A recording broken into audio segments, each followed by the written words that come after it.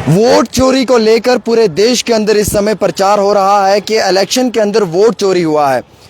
आम आदमी पार्टी के विधायक महराज मलिक का क्या स्टैंड है? राहुल गांधी ने एक बहुत बड़ा बम फोड़ा है कि एक लोकसभा सीट के ऊपर 1,250,000 वोटों की चोरी हुई है। क्या इसी तरीके से हर सीट पे चोरी होती है? और कांग्रेस लगातार जो है वो स्टेट के दर्जे के लिए हंगर स्ट्राइक कर रहा है। तो हम जानने की कोशिश करेंगे कि महराज साहब इस पे अपना क्या स्टैंड रखते हैं। बहुत बहुत शुक्रिया सर वक्त देने के लिए। बड़ा और अहम तरीन सवाल है कि राहुल गांधी ने एक बहुत बड़ा खुलासा किया है जिसमें 1 लाख से अधिक वोटर्स जो है वो फर्जी पाए हैं और वोट चोरी हुई है, जिसमें कम से कम भी जो है वो 33,000 के आसपास जो है वो फेक वोटर पाया है और जो बिल्कुल एग्जिस्ट भी नहीं करता था। क्या लगता है सर कि क्या वोट चोरी होता है? सच में आप लोग भी ये मानते हैं? देखिए, जब बड़ा आदमी किसी बात के बारे में बात करता है तो यकीनन उस पर चर्चा पूरे देश के नहीं दुनिया के अंदर होती है। अभी पिछले दिनों डोनाल्ड ट्रंप का बयान आया तो चर्चा हो रही है। अभी राहुल गांधी का बयान आया तो देश के अंदर चोरी की बात की चर्चा हो रही है। आपको याद होगा दिल्ली के अंदर चुनाव थे तो हमारी पार्टी ने जोरों शोरों में इस बात को रखा था, लेकिन बहुत ज़्यादा इस पर चर्चा नहीं हुई। कांग्रेस तब खामोश रही। बात ये नहीं है कि वोट चोरी हो रहा है, यहाँ सरकार चोरी हो रही है, एमएलए चोरी होते हैं। इस देश के अंदर पिछले 10 साल के अंदर जो तांडव मचा हुआ है वो पूरी दुनिया ने देखा। यहाँ पर बहुत कुछ हो रहा है लेकिन बताने की हिम्मत कोई नहीं करता है। इस बार कांग्रेस ने थोड़ी सी हिम्मत क्या कर दी, उन्होंने थोड़ा सा जांच पड़ताल क्या की। एक कॉन्स्टिट्यूंसी के अंदर लाख वोटर जो है वो फ्रॉड पाया गया चोरी से। दिल्ली के अंदर जो सरकार बनी है वो तो चोरी की है। आपको क्या लगता है जो दिल्ली के अंदर सरकार है वो भाजपा की है? नहीं, उन्होंने वोट चोरी किया है, उन्होंने लोकतंत्र का गला घोंटा है, उन्होंने जमहूरियत का जनाजा निकाला है। और ये किस्से कहानियां कई सालों से चलती आ रही हैं। अगर आपको याद होगा, मैं एक चीज़ और बताना चाहूँगा, जिसके हाथ में ताकत रही है उसने ये काम किया है। रिगिंग हुई है, चोरियां हुई हैं, सरकारों को तोड़ मरोड़ कर अपनी सरकारें बनाई गई हैं। ये जम्मू कश्मीर के अंदर भी हुआ है, ये देश के अंदर भी हुआ, और विदेशों पाकिस्तान हमारा हमसाया पड़ोसी मुल्क, उससे भी बहुत सारे लोगों ने सबक लिया है। उन्होंने रिगिंग की है, यहाँ पे चोरियां हो रही है, यहाँ पे सीनाजोरी हो रही है। और मुझे नहीं लगता इसमें कोई एतराज होना चाहिए। कांग्रेस ये खेल देख रही है। अरे ये तो कई सालों से चलता आ रहा था। लेकिन एक बड़ा सवाल इलेक्शन कमीशन पे भी तो खड़ा होता है सर। इलेक्शन कमीशन की बात नहीं है, मैंने कहा आपको कि ये कई सालों से पहले भी होता आ रहा है। जम्मू कश्मीर के अंदर अगर आपको याद होगा, लोगों के जमहूरी हुकूक को उनसे छीना गया। यही वो डल है, गवाह है इस बात का। इसमें आप ये बात मत बताइए। जिनके हाथ में ताकत होती है आप इलेक्शन कमीशन पे इल्जाम नहीं लगा सकते हैं। जब डोनाल्ड ट्रंप जैसा आदमी बोलता है तो फिर सरकार में बैठे कुछ लोग बात करते हैं, उससे पहले जवाब के देश के सामने जवाब देने होते हैं। तो ये कहीं ना कहीं ये तब तक चलता रहेगा। कांग्रेस ने भी हंगर स्ट्राइक किया कि हमें रियासत का दर्जा मिलना चाहिए। क्या आप उन्हें सपोर्ट करेंगे? क्या आप उनका साथ देंगे? उनके उस प्रोटेस्ट में शामिल होंगे? आपको लगता है जो जमहूरियत का गला घोंटते हैं वो जमहूरियत को जिंदा होते हुए जम्मू कश्मीर में देखना चाहेंगे? बीजेपी का इंटेंशन क्लियर है, जम्मू कश्मीर के पूरे देश को भिखारी बनाना है। और इसमें कुछ लोगों को, जैसे माफिया की मैं हमेशा बात करता हूँ, माफिया के हाथ में कंट्रोल है। माफिया चाहेगा तो सारी चीजें हो सकती है। जब कांग्रेस पे सवाल कर रहा हूँ। नहीं, बात वो नहीं है। कांग्रेस अगर आज चुप ही रहती तो जैसे हमें सुप्रीम कोर्ट ने कहा था, ऑनरेबल सुप्रीम कोर्ट ने, तो मुझे उम्मीद थी, उन्होंने कहा था चुनाव होंगे उसके बाद रियासत का दर्जा दिया जाएगा। आज कि इतने महीनों के बाद, इतने सालों के बाद ये सड़कों पे आगे क्यों आए? इनको नहीं आना चाहिए था, कोई भी अधिकार नहीं था। आज ये अगर बोलेंगे तो बीजेपी को लगेगा क्रेडिट। हंगर स्ट्राइक कर रहे तो आपका साथ देना चाहिए। ये अभी नहीं हंगर स्ट्राइक, ये 6 साल हो गए इस बात को।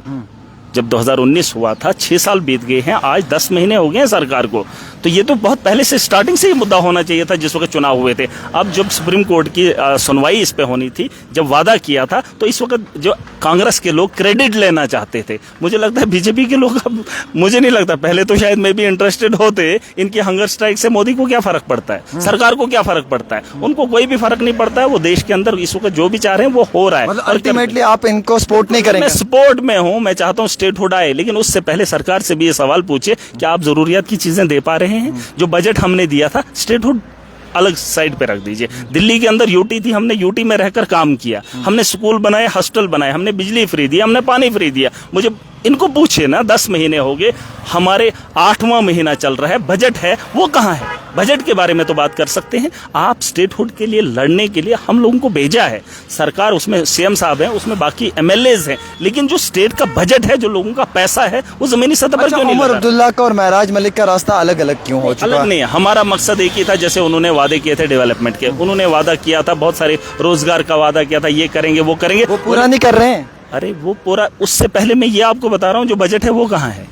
ये सारा खेल पैसे का है। जम्मू कश्मीर का जो पैसा था वो बजट की शक्ल में आया था और लोगों को पता था, उम्मीद थी कि बेहतर होगा। आपने तो सपोर्ट भी विड्रॉ इसीलिए किया था ना? मेरी बात सुन लीजिए। हाँ एग्जैक्टली, क्योंकि ये अभी टेंडर नहीं कर पा रहे हैं, अभी एग्जीक्यूट नहीं कर पा रहे, पता ही नहीं है कहाँ पे काम, किसी को कोई पता नहीं है, पुरानी लाइबिलिटी पेंडिंग है।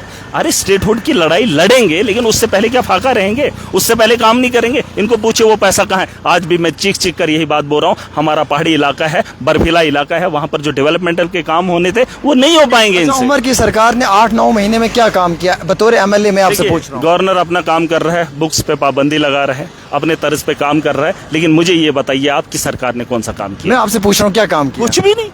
अरे कुछ भी नहीं। 6 गाड़ियां दी थी, वाटर टैंकर यहाँ पर दिए हैं, और वो बसेस दी हैं, उसमें फ्री कौन चल रहा है मुझे नहीं पता है। वो राशन की बात की थी, वो राशन आपके डोडा में मिला? नहीं, बिजली को इन्होंने कहा था हम फ्री करेंगे। बिजली का किराया आप पता कर लीजिए, आप कश्मीर भी घूम रहे हैं, जम्मू भी घूम रहे हैं, देख लीजिए, एक आम आदमी से पूछे कि आपका बिजली का रेट सरकार बनने से पहले क्या था और जब सरकार बनी उसके बाद इस वक्त किराया क्या भरना पड़ रहा है। फ्री की क्या बात कर रहे हो? जिसने किराया नहीं दिया उसकी तार काटने का काम कर रहे हैं, रेवेन्यू जनरेट कर रहे हैं। मैंने माफिया का आज सुन लीजिए, मैंने माफिया कहा था इनको, माइनिंग का माफिया कहा था। पूछ लीजिए, लीगल इलीगल है जम्मू कश्मीर के अंदर, कई सालों से माइनिंग इलीगल है, इसको जो है माफिया चला रहा है। मैंने इनको कहा था लोकल लेवल पे टेंडर निकाल लीजिए ताकि बेरोजगारों को रोजगार मिलेगा, ड्राइवर चलेगा, खच्चर वाला चलेगा, लोगों को राहत मिलेगी। पूछ लीजिए, उस पर इन्होंने काम नहीं किया। इनके हाथ में जो है ये तो अपना काम कर रहा है एलजी, लेकिन इनको बोलिए आपने ऑर्डर कब निकाला?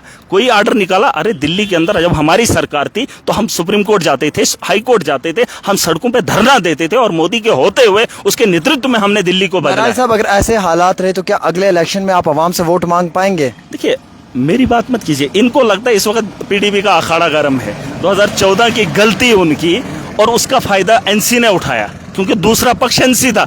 अब एनसी अगर कमजोर रह जाएगी, अपने वादों पे खड़ी नहीं उतरेगी, इनको ये तैयारियां कर रहे हैं पीडीपी के लोग। मेरी बात छोड़ दीजिए, पीडीपी तैयारी कर रही है एनसी का फेलियर जम्मू कश्मीर के आवाम को बता रहे हैं, और इन्हें लगता है कि अगली बाजी हम मारेंगे। अब अगली बार महराज मलिक, मैं आम आदमी पार्टी का स्टेट का प्रेसिडेंट हूं, जम्मू कश्मीर का नौजवान खुद खड़ा होगा अगर महराज अकेला असेंबली के अंदर आवाज उठा रहा है जम्मू कश्मीर की बेहतरी के लिए, और जब असेंबली के अंदर मुझ जैसा नौजवान होगा, एक आम आदमी का दर्द लेकर आएगा, और उस ऐवान से फैसले जम्मू कश्मीर की बेहतरी के लिए। बड़ा गुस्सा किया आपने हमारी जो हेल्थ मिनिस्टर है उनके ऊपर भी। देखिए इसमें कोई आपको नाराज नहीं होना चाहिए।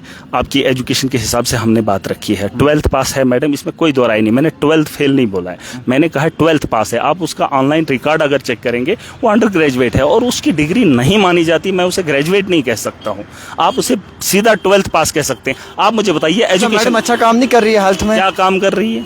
अरे जिस ट्रांसपेरेंसी नहीं ला रही है। क्या ट्रांसपेरेंसी? डॉक्टर अपने हिसाब से जो है वो रोस्टर बना रहे हैं, और एक डॉक्टर जो है महीने के अंदर 5 दिन ड्यूटी करता है, 25 दिन घर बैठता है। ट्रांसपेरेंसी कहां से आएगी? लोगों का इलाज कहां होगा? प्राइवेटाइजेशन को फरोग दे रहे हैं। गवर्नमेंट स्कूलों के अंदर धांधली देख लीजिए, किताबें तक बेची जा रही, यूनिफॉर्म तक बेचा जा रहा है। अरे एजुकेशन को बेहतर करने के लिए आपने क्या पॉलिसी लाई? मुझे बताइए। जो टीचर लगे थे पुराने दौर के, नए तर्ज पे 2020 एजुकेशन न्यू एजुकेशन पॉलिसी लाई, मुझे बताइए इन्होंने टीचर्स ट्रेनिंग के लिए क्या कौन सा इक़्तिदामात उठाया? दिल्ली के अंदर हमने बैरों ने ममालिक भेजा, उनकी ट्रेनिंग की, उनका कसूर नहीं है। साइंस हमने हमारे लोगों ने, मैंने भी उर्दू में पढ़ी है, मैथ हमने उर्दू में पढ़ा है। उस दौर के अंदर ये टीचर लगे, उनने 12th किया, उनने ग्रेजुएशन की उसी हिसाब से, और आज वो टीचर हैं, उनके जिम्मा हमारी आज की न्यू जनरेशन है। अरे उनका कसूर नहीं है उस्तादों का, उनको ट्रेनिंग देनी पड़ेगी। पूछो मैडम से कहना है तो से आपने क्या किया? अरे हमारे पास क्लासरूम नहीं है, बच्चों को बैठने के लिए जगह नहीं है, इन्होंने ऑर्डर निकाले, इन्होंने पाबंदी लगाई, पॉलिटिकल लीडर जो है, पॉलिटिकल पार्टी किसी गवर्नमेंट इदारे में नहीं जाएगी। अरे अगर जाएगी नहीं वो दिखाएगी क्या? और इनको पता है कि वो उनका आईना है। आपका डोडा जीएमसी के सुधार हुआ, थोड़े हालात बेहतर होना है। अरे कमीशन बेसिस पे काम होता है। अच्छा। अरे बड़े लेवल पर आप कह रहे हैं नेक्सस चल रहा है। अरे मेरे डोडा के अंदर नहीं, आप किसी भी गवर्नमेंट हॉस्टल का हुलिया देख लीजिए। यहाँ पर पिछले दिनों यहाँ जेएमसी के अंदर हंगामा हुआ, जम्मू की जेएमसी के अंदर हंगामा हुआ, कत्ल होते हैं, सुनवाई नहीं होती है। जिसका कत्ल होता है उसके परिवार के लोगों को अंदर किया जाता है, उमर अब्दुल्ला के जरिए उसका एफआईआर लगती है। एक बच्ची जो जम्मू की थी उसके खिलाफ एफआईआर लगा। डॉक्टर मधु की मैंने बात की, उसके फ्रॉड डॉक्यूमेंट से, उस पर क्या कार्रवाई की इन लोगों ने? अरे पूछ लीजिए, निकम्मे हैं, जाहिल है। अगर इनको वो होता कि आवाम को बेहतर बनाने के लिए, मेरे साथ जिद मत रखिए। आपके जिम्मे पूरी आवाम है, और आप पूरी आवाम के मिनिस्टर हैं, आप पूरी आवाम के चीफ मिनिस्टर हैं। अगर आप मेरी आवाम को बेहतर नहीं दे सकते, ट्रांसफर कर रहे हैं। एनआरएचएम में कोई पॉलिसी है ही नहीं, ट्रांसफर पॉलिसी, और वहीं पे डायरेक्टर बैठकर ट्रांसफर कर रहा है और महराज से उम्मीद कर रहे हैं मैं इज्जत से बात अच्छा करूं। अच्छा सर, एक सवाल रहेगा, आपने देखा होगा सोशल मीडिया पे बड़ा बोसीदा गोश्त मिल रहा है, बड़ा गंदा गलीज गोश्त हमने देखा कश्मीर में भी रिकवर किया, जम्मू में भी, लेकिन अभी तक भी मिनिस्टर साहब के मुंह से कोई एक अल्फाज नहीं क्या निकलेगा, क्या निकलेगा? इनका मेन्यू मिनिस्टर साहब का कुछ पता नहीं है। मंत्रालय जो सरकार है इसका मेन्यू भी दिल्ली से आ रहा है, इनको क्या बोलना है, क्या खाना है, क्या करना है, इनका मेन्यू भी। और जम्मू कश्मीर के लोगों का मेन्यू तो वैसे भी ऊपर से ही बन रहा है, और ये गोश्त लाना कहाँ से आया इनको पता होना चाहिए।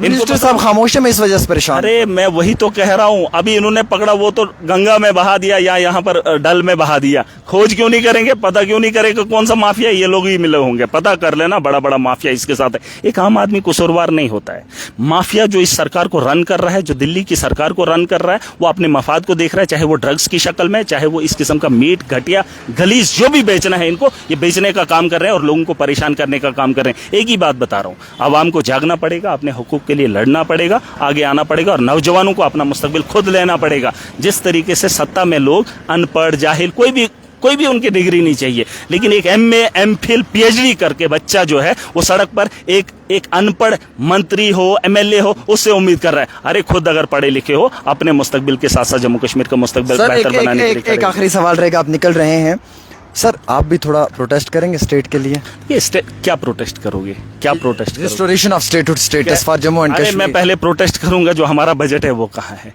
आप लोगों को अंधेरे में मत डालिए, ये मत बोलिए स्टेटहुड, अरे ये सरकार को खुद तय करना है, ये सेंटर में स्टेट के बिना काम ही नहीं होता। क्यों नहीं होगा? हमने दिल्ली के अंदर यूटी में रहकर स्कूल नहीं बनाए, इनको बोलिए जो पावर्स नहीं है हमारे पास। अरे क्या फिर वही बात, जब स्कूल की टाइमिंग चेंज करने के लिए ऑर्डर कलम इनकी चल सकती है, ट्रांसफर करने के लिए इनकी कलम चल सकती है, तो जमीन पर इंप्लीमेंटेशन क्यों नहीं करेंगे यार?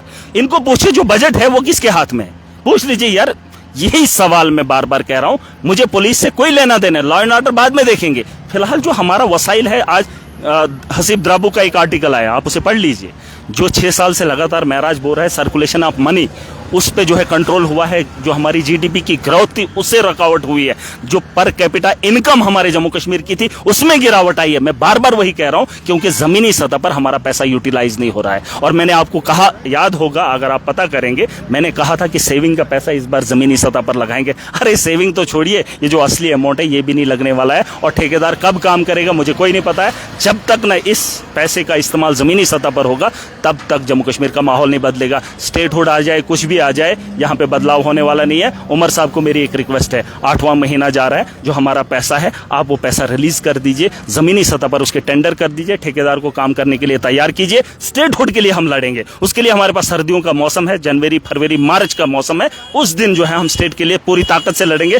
फिलहाल हमें लोगों की बेहतरी के बारे में सोचना पड़ेगा, जो पैसा है उसे जमीनी सतह पर लगाना। चलिए, आपकी बात जेन्युइन है, जायज है। ये चाहते हैं कि जो पैसा है वो जल्दी रिकवर होना चाहिए या वो अलॉट होना चाहिए। फिलहाल महराज साहब जो हैं वो कांग्रेस का सपोर्ट नहीं कर रहे हैं, और वो कांग्रेस के साथ इस हंगर स्ट्राइक में नहीं शामिल हो रहे हैं, और ना ही उनका इस पर कोई स्टैंड है। वो कहते हैं कि हम यकीनन तौर के ऊपर सपोर्ट करेंगे, लेकिन अलग से अलग तरीके से। एक छोटी सी रिपोर्ट आमिर के साथ।